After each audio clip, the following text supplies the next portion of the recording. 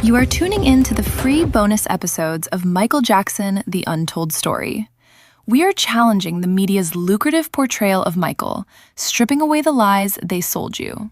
Get ready to learn who the real king of pop was. He's going to be humiliated beyond belief. He will not believe it. He will not believe what's going to happen to him. Beyond his worst nightmares. Sell one more record. This attorney I found, I interviewed several, and I picked the nastiest son of a bitch I could find. Once I make that phone call, this guy is just going to destroy everybody in sight. Any devious, nasty, cruel way that he can do it. And I've given him full authority to do that. It'll be a massacre if I don't get what I want. If I go through with this, I win big time. I will get everything I want, and they will be destroyed forever. They will be destroyed. June is going to lose Jordy. She will have no right to ever see him again. Yeah. That's fact, Dave. That's what's Does that help? Michael's career will be over. Does that help Jordy? Michael's career will be over. And does that help Jordy? It's irrelevant to me. Welcome back to the deep dive. I want you to picture a scenario. It's 1993. You're standing in a grocery store checkout line. You look at the magazine rack, and every single cover time, People, the National Enquirer, is screaming the same story. The biggest pop star in the world, a man who, built an entire kingdom on a childlike persona, is accused of the unthinkable. It was absolutely the story that defined the decade. It wasn't just celebrity gossip. This was a cultural earthquake. And if you ask 10 people today what happened back then, I bet 9 of them will give you the same shorthand answer. Oh, I know exactly what they'll say. They'll say, well, he paid them off, didn't he? He wrote a check for $20 million and the problem just went away. Exactly. That is the guilty narrative. Yeah. And it's so easy to believe. It's clean, it's cynical, and it fits what we think we know about how the rich and powerful operate. Money talks, silence is bought. Simple. But today, we are doing something different. We are opening a file that most people have never actually looked inside. We're going to go way past the headlines and look at the actual source material, the legal transcripts, the secret tape recordings, the police files, and even the insurance documents. And when you look at those documents, specifically through the lens we're using today, that popular narrative doesn't just crack, it shatters. We aren't looking at this as a he said, she said crime drama. Based on the evidence we have, this reads much more like a Hollywood noir thriller about a heist. A heist is a strong word. But honestly, looking at the outline of events, it feels strangely appropriate. We're going to focus on the man who started it all. Not the star, not the child, but the father. A man named Evan Chandler. The architect. That's really the only way to describe him in this context. The sources we're analyzing today suggest that the 1993 allegations weren't some spontaneous discovery of abuse by a concerned parent. No, they appear to be a carefully constructed screenplay, and I mean that quite literally, designed by a struggling writer who happened to be a dentist to finance a film career he felt he was owed. It sounds like a conspiracy theory until you actually read the transcripts of the phone calls. That's the part that just blew my mind preparing for this. We have transcripts of Evan Chandler, in his own words, laying out a plan before any accusation was ever made public. And that is our mission for this deep dive. We're going to deconstruct the timeline of what looks, according to these documents, like a massive extortion plot. We're going to look at the specific demands Evan Chandler made, which were bizarrely specific, and we're going to look at the forensic discrepancies that the media largely ignored at the time. And just a heads up to you, the listener. This is heavy stuff. We are talking about serious allegations, and the welfare of a child is at the center of it. But the sources we have point us toward a very uncomfortable conclusion, that a child was used as a pawn in a high-stakes game of Hollywood negotiation. It's a tragedy, really, on every level. But to understand the tragedy, we have to understand the man who allegedly orchestrated it. We have to look at Evan Chandler. Okay, so let's unpack the man. Who was Evan Chandler in 1993? Because if you just saw him on the street or, looked at his resume, he seemed like a guy who had it made. On paper, absolutely. Evan Chandler, he was born Evan Chapek. Robert Charmatz was a successful professional. He was a dentist in Beverly Hills. And not just a strip mall dentist filling cavities. This guy was a dentist to the stars. Right. His client list was a who's who. Carrie Fisher, Mel Brooks, people like that. He was operating in that rarefied air of Los Angeles celebrity culture. Exactly. So on the surface, he's successful. He's connected. Which sounds impressive. You'd think, okay, successful guy, living the dream, rubbing elbows with fame. But underneath that veneer, the sources show us a man who was deeply, deeply unhappy and financially cracking. He wasn't just a dentist. He's a dreamer. And his dream wasn't teeth. It was movies. This is the detail that I think changes the entire context of this story. He was an aspiring screenwriter. And he wasn't just some delusional amateur writing scripts in a coffee shop that no one would ever read. He'd actually done it. He had achieved what thousands of people moved to L.A. to do. He sold a script. He co-wrote the movie Robin Hood, Men in Tights. The Mel Brooks movie, the one with the tights. I remember that movie. The very same. And he sold that script for $500,000. Okay, hold on. $500,000 in the early 90s. That's not just a win, that's a massive win. That's buy a house in the hills money. So, why was he so unhappy? Because in Hollywood, it's never just about the money. It's about the credit and the control. And the sources tell us Evan was bitter. Incredibly bitter. He felt the movie that actually got made was, quote, creaky and disappointing. Creaky, that's such a specific word. Isn't it? He felt pushed out of the creative process. He didn't just want to be the guy who got a check. He wanted to be a player. He wanted to be a producer, a mogul. He wanted the power that comes with shaping the final product, you know. He wanted to be the guy calling the shots, not the guy fixing the director's root canal. Precisely. And despite that big payday, his personal finances were a total mess. The sources indicate he was in significant debt. He was about $68,000 behind in child support payments to his ex-wife, June. 68 grand. That's a lot. It is. And he had a history of professional issues, including a dental license suspension back in 1978 and a number of malpractice suits against him. So you have this really volatile mix. A man who has tasted success but feels cheated by it. He's in debt, he's professionally unstable, and on top of that, sources describe him as having a violent temper and potentially bipolar disorder. It's a powder keg. Just waiting for a match. And then, luck, or maybe bad luck, drops the biggest star in the world right into his lap. It really was a fluke, wasn't it? I mean, it wasn't some grand orchestrated meeting. It started with a car repair. Totally random. Michael Jackson's car breaks down. It gets towed to a Rent-A-Wreck franchise. And that franchise happens to be owned by a man named Dave Schwartz. And Dave Schwartz is the stepfather of Evan's son, Jordan. Exactly. Dave is married to June, who is Evan's ex-wife. So Dave is there. He calls Jen and says, "You will not believe who is here. Michael Jackson, bring the kid down." Jordan was a huge fan. They meet, they hit it off, and a friendship forms. Now, at this point, how does Evan react? Because later, the narrative is that he was a concerned father protecting his son from a predator. But in the beginning, what was his attitude? In the beginning, he was thrilled, more than fine with it. He actively encouraged it. The sources say he was trying to leverage the friendship immediately. He viewed Michael not as a threat, but as an ATM and a ladder. What kind of leverage are we talking about? He was apparently suggesting that Jackson should build an extension on Evan's house, or maybe buy him a new property. He wanted in on the lifestyle. He wanted the perks. He saw his son's friendship as his golden ticket into the inner circle. So when does it go from my son is friends with Michael Jackson, this is great for me, to Michael Jackson is a monster? It turns when Evan starts feeling replaced. There was a story in the National Enquirer with the headline, "Michael's New Adopted Family." And it had these pictures of June and Jordan with Michael. Evan wasn't in the picture. Ah, that's a blow to the ego. It was a massive narcissistic injury. He felt excluded. He felt like he was losing his son to this billionaire superstar. And even worse, his ex-wife was getting the glory. The sources are pretty clear. It wasn't about abuse initially. It was about jealousy and control. And this leads to the infamous spooning allegation, which is really, really strange when you look at the details in the file. This was in May of 1993. Evan claimed he walked into a room and saw Michael and his son Jordan spooning on a bed. Spooning. It's such an evocative word. It paints a picture. But what did he actually see? Well, this is the key. According to his own admissions later, he admitted they were fully clothed. He even admitted to sources that his sinister interpretation might have been a figment of his paranoia. Okay, let's just pause there for a second. If you are a father and you walk into a room and you see something that genuinely makes you think your child is being sexually abused, what do you do? What is the first thing you do? You grab your child, you leave, and you call the police. That is the universal primal instinct. But Evan Chandler didn't go to the police. No. He went to a lawyer. He went to a man named Barry Rothman. And not just any lawyer.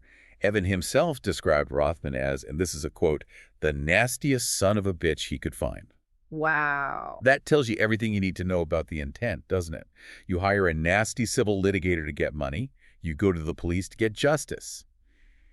They are two very different paths. And this brings us to the most damning evidence in this entire stack of documents. The tapes. Because we don't have to guess what Evan was thinking during this time. We can literally read what he said. These are the July 8, 1993 conversations. Dave Schwartz, the stepfather, was getting very, very suspicious of Evan's erratic behavior and his sudden obsession with destroying Michael. So Schwartz did something incredibly smart. He started recording their phone calls. These tapes are the smoking gun. It's so rare in history that you get to hear the quote-unquote villain monologue, but here it is. Let's look at some of these quotes. They are just unbelievable. In one conversation, Evan is laying out his strategy. He says, quote, "If I go through with this, I win big time. There's no way that I lose." I win. Not Jordan is safe, not the truth comes out. I win. It's all about him. He continues. He says, "I will get everything I want. Michael's career will be over." And then he drops this line, which is just chilling. "It will be a massacre if I don't get what I want." A massacre. That is the language of warfare or a heist.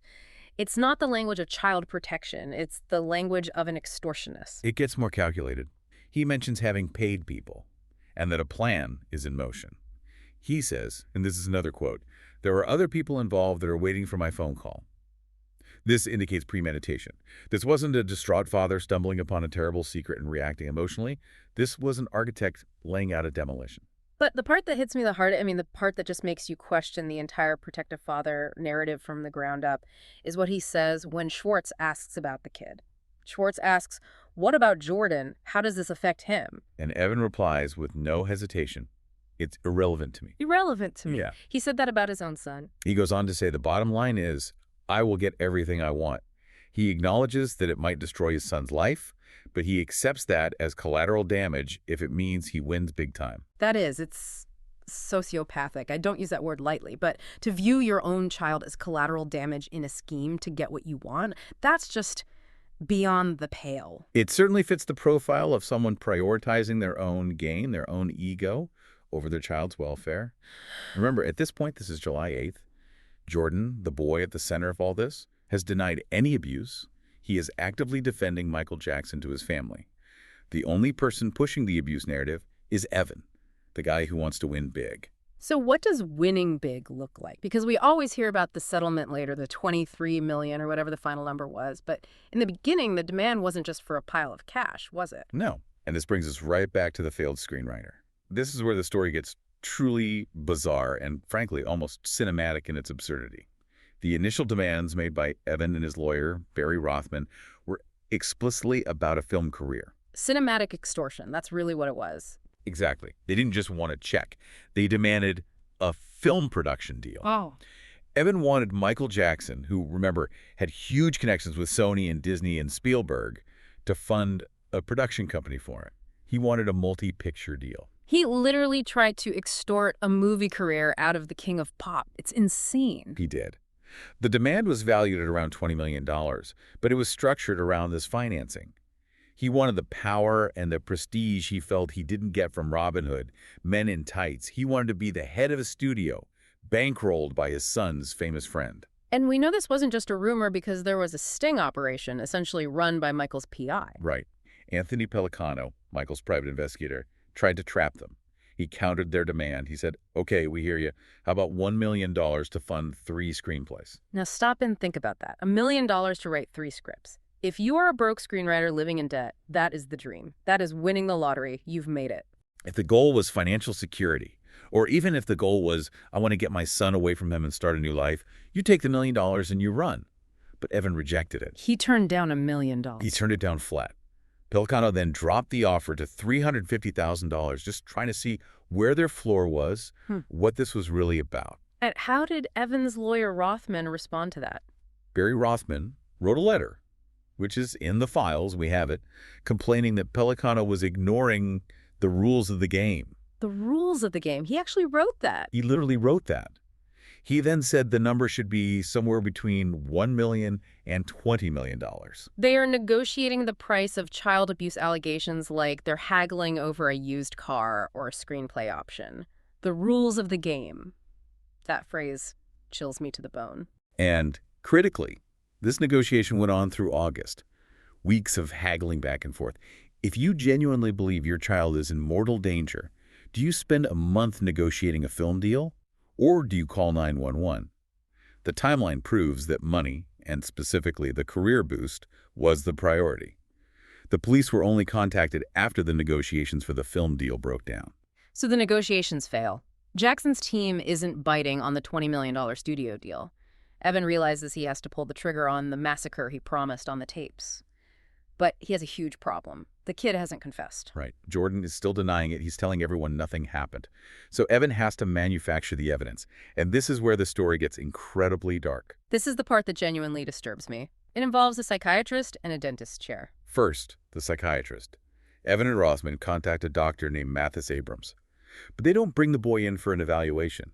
They present a hypothetical scenario. They basically ask, hypothetically, if a boy was in this situation, would it constitute abuse? They're shopping for a diagnosis without a patient. It's like a legal maneuver. Exactly. They get a letter from the doctor saying reasonable suspicion would exist if the story were true. They then use this letter to intimidate the family, waving it around like a legal weapon. See, a doctor says it's abuse, even though the doctor never examined the child or heard the child's side of the story. But they still need Jordan to say the words. They need that confession. So we go to July 16, 1993. Jordan needs a tooth pulled. Evan, being a dentist, says, I'll do it. He takes him to his own office. And he drugs him. He calls in an anesthesiologist, a man named Mark Torbiner, and they administer sodium amytal. Sodium amytal. Now explain this to us. Is that a normal thing to use for a tooth extraction on a teenager? It is absolutely not standard for a simple extraction, not even close. Sodium amytal is a barbiturate. In the mid-20th century, it was used in psychiatric interrogation. It's often called truth serum, but that's a very dangerous misnomer. Why? What does it actually do? Because it doesn't just make you tell the truth. It puts you in a twilight state, a hypnotic, highly suggestible state. It lowers your inhibitions, yes, but it also makes you incredibly compliant to whatever the person questioning you wants to hear. It breaks down the barrier between reality and suggestion. So if you suggest something to someone who's on sodium amytal, they might just accept it as their own memory. Exactly. False memories are very easily planted under amytal. It creates a state where the subject, on a subconscious level, just wants to please the interrogator. They'll agree to things to resolve the pressure of the questioning. So let's just look at this scene. You have a father who has already said on tape, I win big time if this happens, who needs an accusation to get his $20 million film deal. He drugs his son with a hypnotic sedative, and then he questions him about Michael Jackson. And that is exactly when the confession happens. Jordan, groggy and completely under the influence of this drug, agrees with his father's suggestions. Later, Jordan would apparently say he was just groggy and agreed with whatever his dad said because he wanted to get out of there and go home. It's just heartbreaking. A father drugging his own son to manufacture an accusation to finance a movie career. And legal experts at the time, and certainly forensic psychologists now, look at that sodium amytal session and say it is completely unreliable. It's coercion, plain and simple, would never hold up in court. So now Evan has his confession. He goes to the authorities. The massacre begins. The media goes absolutely wild. You have helicopters over Neverland. It's a circus. But let's look at the actual police investigation. Yeah. Because the perception, the thing everyone knows, is that they found a smoking gun, that they found proof. The reality, according to the documents, is that they found nothing. They raided Neverland Ranch. They had a warrant. They tore the place apart for 12 hours. They were looking for photos, diaries, videotapes, anything incriminating. Magner. Zero. Nothing. No incriminating photos, no secret stash of pornography, nothing. They interviewed over 30 other children who had stayed there, some for weeks at a time. Every single one of them denied any abuse. There was no pattern of behavior found whatsoever. But everyone remembers the strip search, the description. The popular story is that Jordan described Michael's anatomy perfectly, specifically his genitals, and that the police photos proved it was a 100% match. That's the story I heard growing up. That is the single biggest myth of this entire case. It is a complete falsehood that has been repeated so many times that it became fact. So what's the truth? What do the files say about the description versus the photos? Okay, so Jordan gave a description to the police. A key, very specific detail he gave was that Michael was circumcised. And was he? The autopsy from 2009 and the investigation photos taken during that humiliating strip search show conclusively that Michael Jackson was uncircumcised. That's a binary thing. It's a yes or no. You're either one or the other. If the kid says he's circumcised and he's not, that's a fundamental mismatch. It's a total mismatch. It fundamentally undermines the claim that he had seen him naked with the kind of detail he was claiming. But wasn't there something about skin discoloration, the vitiligo? Yes. Michael had vitiligo, which is a skin condition that causes loss of pigment. Jordan described blotches in specific places, specifically on the genitals. And did those match the photos? According to sources like Reuters and USA Today at the time, who had information on the investigation, the description did not match the photos. The sources claim he described markings that simply weren't there, or were on the wrong side, or were a different color. The descriptions were inconsistent and didn't line up. So the description was wrong. The whole perfect match story was a lie. He was wrong on the most fundamental details. And this explains why the criminal case completely fell apart. Because there were grand juries, right? 2 of them, if I remember correctly. 2 grand juries, one in Santa Barbara, one in Los Angeles.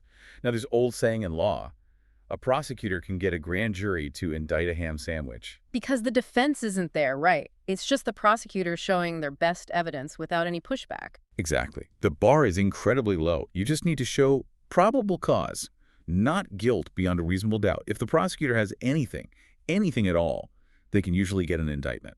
And did they indict Michael Jackson? No. Both grand juries were disbanded without issuing a single indictment. That is huge. 2 separate juries saw the evidence, the photos, the description, the testimony, and both of them said, there's nothing here to proceed with. It suggests the evidence was incredibly weak. If that description had matched the photos, they would have indicted him in a heartbeat. The fact that they didn't tells us that the perfect match story was likely a deliberate leak to the press, designed to pressure Jackson, not a reflection of the actual evidence the jury saw. Speaking of the press, let's talk about the media environment in '93, because it feels like the facts didn't matter at all. The narrative was set from day one. It was the absolute height of checkbook journalism. Shows like Hard Copy and the tabloids were paying tens, even hundreds of thousands of dollars for stories. They created a market for dirt. And we have the example of the maid, Blanca Francia. Right.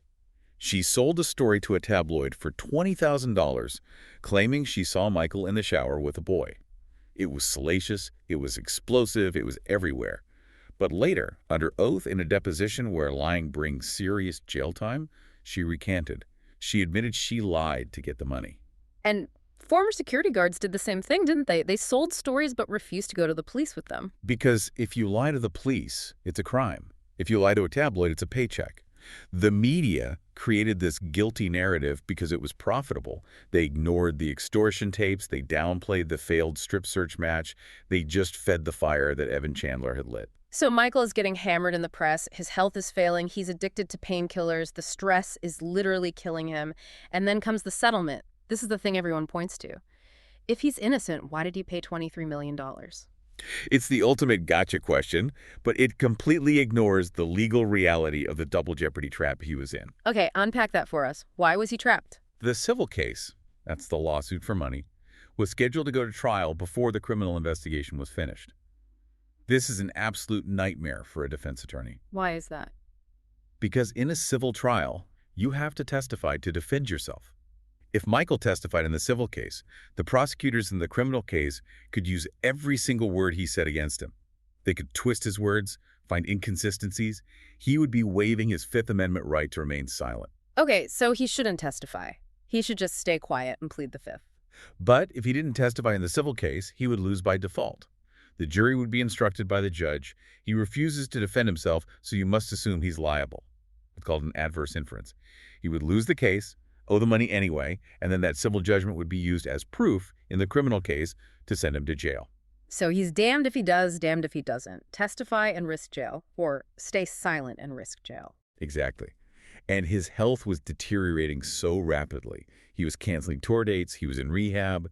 His advisors looked at the situation and said, we have to end the civil case to survive the criminal one. It was triage. So they settled, but who actually paid the settlement money? This is another crucial detail people miss. The vast majority of that $23 million didn't come from Michael's personal bank account. It came from his insurance companies. And insurance companies don't typically pay out if they think there's a deliberate criminal act, do they? Usually not. Insurance covers things like accidents and negligence. It generally doesn't cover intentional torts like child abuse. The fact that the insurance companies paid suggests they viewed it as a business decision to stop the bleeding of legal fees, rather than an admission that a crime occurred. It was cheaper to pay than to keep fighting. And did the settlement buy silence? That's the phrase everyone uses, hush money. It was a terrible hush money deal, if that's what it was. The settlement agreement did not restrict the family from testifying in a criminal trial. It explicitly stated they could cooperate with the police and the district attorney. Wait, really? So they took the money, and they could have still walked into court the next day and testified to send him to jail. Yes. The DA could have subpoenaed them. They could have volunteered. But they didn't. Once the money was in the bank, they stopped cooperating. They refused to testify. Which brings us right back to Evan's quote from the tape. "If I go through with this, I win big time." He got the money, he won. He didn't care about protecting the child from a predator, because if he did, he would have testified regardless of the check. Precisely. The refusal to testify after getting the cash is the final proof that the motivation was financial, not moral. If you think a monster is loose, you don't take his money and let him walk away. You take his money and you do everything in your power to put him in jail. Evan chose the money. So, the dust settles. Michael's reputation is in tatters, but he's legally a free man. What happens to the architect? What happens to Evan Chandler? Does he become the Hollywood mogul he dreamed of being? No. The tragedy of Evan Chandler is that he destroyed everything to get what he wanted and then got nothing but misery. He never made another movie after the settlement? Never. The industry knew what he was. He was toxic. He took his cut of the settlement. It was about $1.5 million after lawyers and taxes, and he blew through it. And his obsession with Michael Jackson didn't end there. It got worse. In 1996, he sued Michael Jackson again. You're kidding me. For what? He claimed Michael had breached the confidentiality agreement of the settlement by singing about the allegations on his History album. He sued for $60 million this time. And the cinematic extortion returns. Oh, it does, in the most bizarre way possible. As part of this new lawsuit, Evan demanded a court order to allow him to release his own album. His own album? Like a music album? Yes, a collection of his own songs. He wanted to release an album called Evan's Story. Evan's Story. As a play on Michael's History album. Exactly. He wanted to use the court system to force his way into the music industry now. It just reinforces this desperate, narcissistic need to be a star, to be famous. He couldn't be a screenwriter, so he tried to be a pop star, using the courts as his agent. What happened to that lawsuit? I never heard of the album Evan's Story. It was thrown out. The courts saw right through it for what it was. But it just shows the mindset. It was never about his son. It was always about Evan's career. And speaking of the son, what happened to Jordan in all of this? Jordan ran as fast and as far as he could. He emancipated himself from his parents at age 14. He legally divorced his family. He got away from Evan. And for very good reason. In 2006, years later, Jordan had to get a restraining order against Evan. Why? What happened? Evan attacked him. He attacked his own son with a barbell and sprayed him with mace. The judge in that case noted that Evan could have killed him. This just completely destroys the idea that Evan was a protective father saving his son from a monster. The documents suggest Evan was the danger. And how does Evan's story end? It ends in isolation and obsession. He spent his final years getting extensive cosmetic surgeries. Some sources say he was trying to alter his face to look. Well, some say he was trying to look like Michael Jackson. That is deeply, deeply disturbing. It's a complete obsession. In November 2009, just a few months after Michael Jackson died, Evan Chandler took his own life in his apartment. He died alone, estranged from his son, with no film career, no music career, no legacy other than this scandal he created. It's a Shakespearean tragedy, but without a hero. Just a villain who destroyed everyone around him, including ultimately himself. And in the process, he convinced the world of a lie that persists to this day. So let's wrap this up. We've looked at the documents. We've seen the plan laid out. We saw the architect at work. We have the tapes where he predicts the destruction of Michael's career and flatly admits he doesn't care about his son's welfare. We have the demand. A $20 million film deal, not a report to the police. We have the manufacturing of evidence, the hypothetical letter from a psychiatrist, and the drugging of a child with sodium amytal to get a so-called confession. We have the forensic mismatch. The strip search that proved the description was wrong, leading two separate grand juries to walk away without an indictment. And we have the aftermath. A father who kept suing for fame, who physically attacked his own son, and who never produced the movies he destroyed a life to finance. It really makes you rethink everything you think you know from the headlines. We accept the guilty narrative because it's simple. He paid, so he did it. But the reality detailed in these files is a complex, calculated framing by a desperate, disturbed man. It forces us to ask a very uncomfortable question. If the evidence was so weak that 2 grand juries wouldn't indict, and the accusation came from a drugged child whose father was recorded saying, "I win big time," why does the guilty narrative persist so strongly in the public consciousness? That's the question we leave you with today. History is written by the winners, they say. But in this case, it feels like history was written by a failed screenwriter who wanted to win big, and we're all still watching his movie. Always check the source material. It often tells a very different story. Thanks for listening to The Deep Dive. We'll see you next time.